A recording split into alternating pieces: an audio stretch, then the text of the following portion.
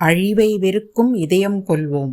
உலக சமாதானத்திற்கான மாநாடுகளும் மனித சமுதாயத்திற்கான வேள்விகளும் என அமைதியை வளர்த்துவிட்டது எங்கள் பங்காரு அடிகளாரின் மருவூர் ஆன்மீகம். தவமாய் தவமிருந்து தாலாட்டு பாடி உறங்க வைத்து தாலி கொடி விற்றும் கூட படிக்க வைத்து தலை நிமிர்ந்து விடுவோம் தன் மகன் மருத்துவரானால் என்று காத்திருந்த போது மரணத்தை தடுத்து நிறுத்த பயின்று கொண்டிருந்த அந்த மாணவ செல்வங்கள் ஏன் மரணிக்கிறோம் என்று தெரியாமல் விமான வடிவில் வந்த காலனால் மறைந்து விட்டார்கள்.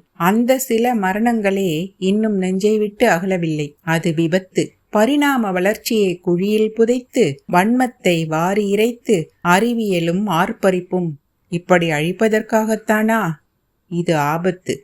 இந்த பேரழிவுக்கா நமக்கு ஆறறிவு? எதற்காக படித்தோம்? எதற்காக உழைத்தோம்? எந்த லட்சியத்தை அடைய பாடுபட்டோம்?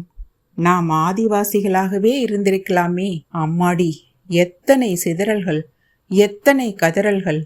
அச்சமும் சாவும் மலை கழிப்புமாய் ஆட்சியில் மனித பதர்கள், பித்தர்களாய் தலைமை பதவியில், புத்தர்களாய் வார்த்தையில் மட்டும்.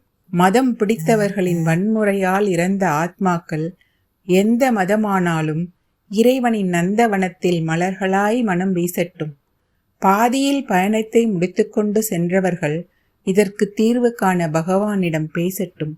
வருங்கால தலைமுறைக்கு வழிகாட்டும் மானுடர்களாய் நாம் இருப்போம். இருக்கும் வரை, இறுதி மூச்சு வரை அன்பை மட்டுமே விதைப்போம்.